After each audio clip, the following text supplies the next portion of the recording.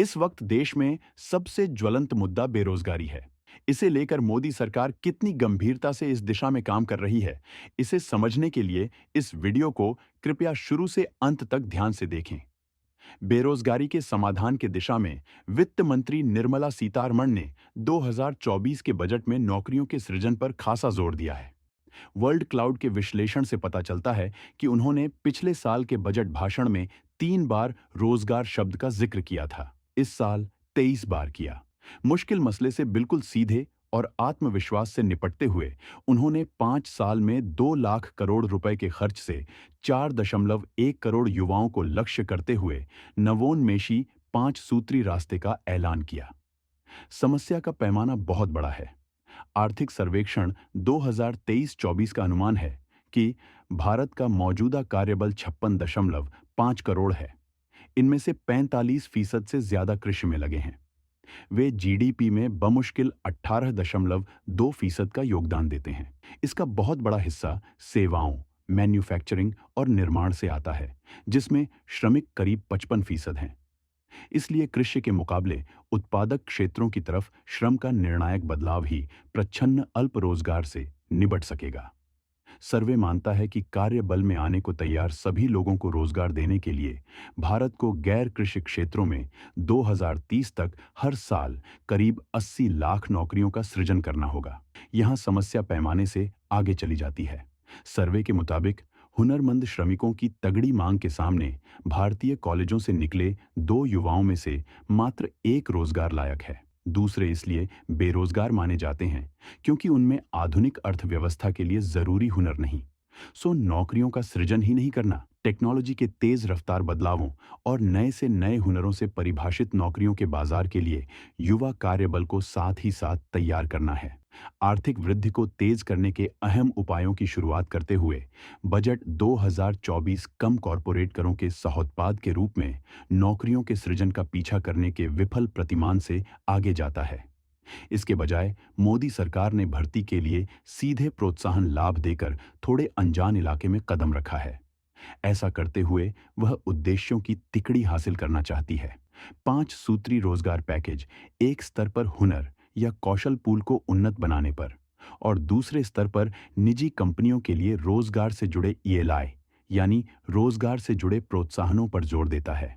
वहीं वह नए भर्ती सभी लोगों को ईपीएफओ यानी कर्मचारी भविष्य निधि संगठन के दायरे में लाकर अर्थव्यवस्था को औपचारिक बनाने का जतन करता है।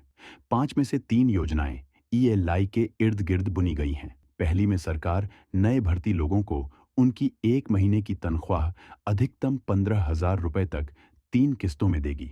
इसका मकसद उनके आने जाने और रहन सहन के खर्चों को पूरा करना है।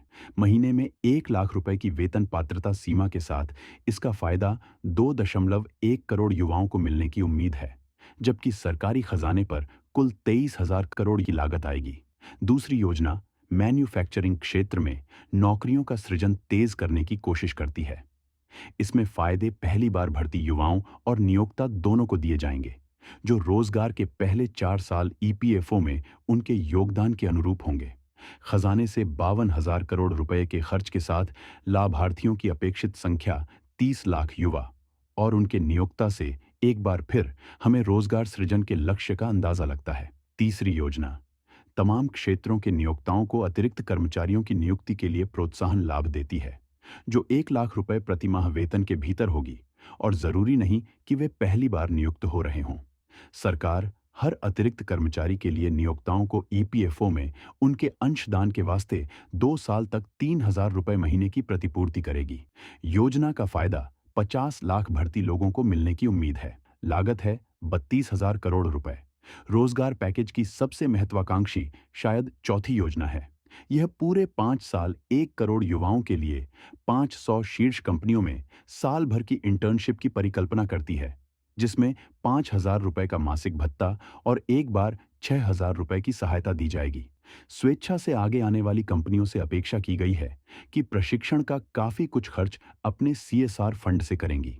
यह बोझ निजी क्षेत्र पर डाल देने का तरीका है, क्योंकि सरकार की कई कौशल विकास योजनाओं का कम ही कुछ असर हुआ है। इस योजना से सरकार पर 63,000 करोड़ रुपए का खर्च आएगा। 5वीं योजना में केंद्र ने 1000 औद्योगिक प्रशिक्षण संस्थानों आईटीआई को अगले 5 साल के दौरान हब और स्पोक व्यवस्था में उन्नत बनाकर अपने कौशल विकास कार्यक्रमों को सुधारने की दिशा में कदम बढ़ाया है। लागत का 50% हिस्सा केंद्र सरकार देगी, जिस पर 30,000 करोड़ रुपए का खर्च आएगा। राज्य 33.3% का योगदान देंगे और बाकी कंपनियों के सीएसआर फंड से आएगा। इन योजनाओं के नतीजे देने से पहले स्वाभाविक रूप से इनकी तैयारी में वक्त लगेगा। इसलिए मोदी सरकार ने कुछ और जोखिम भरे दांव लगाए हैं। उसने एक नई कर्ज गारंटी योजना और आबाद कर्ज सुविधा पक्की करने के लिए एक और औपचारिक तंत्र के साथ मध्यम, छोटे और बहुत छोटे उद्यमों की बड़ी दुनिया में नए रक्त का संचार किया है, जहां नौकरियों के मामले में मजबूत आंकड़े पैदा किए जा सकते हैं। प्रधानमंत्री आवास योजना शहरी 2.0 के तहत मकानों के निर्माण को 2.2 लाख करोड़ रुपए की खुराक से निर्माण क्षेत्र में बहुत सारी नई नौकरियों के सृजन की उम्मीद है। स्टार्टअप को प्रोत्साहन देने के लिए एंजेल टैक्स हटा दिया गया है। छोटे उद्यमियों के लिए मुद्रा कर्ज की सीमा 20 लाख रुपए कर दी गई है। अन्य मोर्चों पर बजट 2024 निरंतरता और राजकोषीय समझदारी का दस्तावेज है। सराहनीय है कि यह राजकोषीय घाटे को बर्दाश्त के दायरे के भीतर रखते हुए बुनियादी ढांचे और जन कल्याण पर मोदी के जोर देने की राह पर कायम है। युवाओं के लिए नौकरियों पर जोर दिए जाने के कारण 2024 का बजट नई पीढ़ी का है। युवाओं के लिए नौकरियों पर जोर दिए जाने के कारण 2024 का बजट नई पीढ़ी का है। शायद यही कारण रहा होगा कि विनिवेश और परिसंपत्तियों के मौद्रिकीकरण की योजना में निरंतरता की थोड़ी कमी महसूस की जा सकती है। भाजपा के गठबंधन में बिहार और आंध्र प्रदेश के अलावा अन्य साथी दलों को साथ लेकर चलने के लिए दी गई विशेष सौगातों के कारण सरकार को विपक्ष की तीखी आलोचना भी झेलनी पड़ी।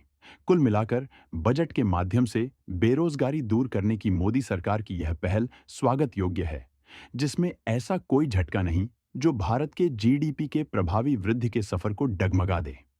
इसने लोक लुभावनवाद के आगे घुटने भी नहीं टेके। सबसे अहम, इसने हमारी अत्यंत विशाल मानव पूंजी को विकसित करने का लंबे वक्त का नजरिया अपनाया, जिससे 2047 तक विकसित भारत का मार्ग प्रशस्त होता नजर आ रहा है। राष्ट्रबोध के लिए पवन केसवानी की रिपोर्ट। आम जनता से जुड़े इसी तरह के तमाम मुद्दों को जानने समझने के लिए कृपया राष्ट्रबोध को सब्सक्राइब जरूर करें।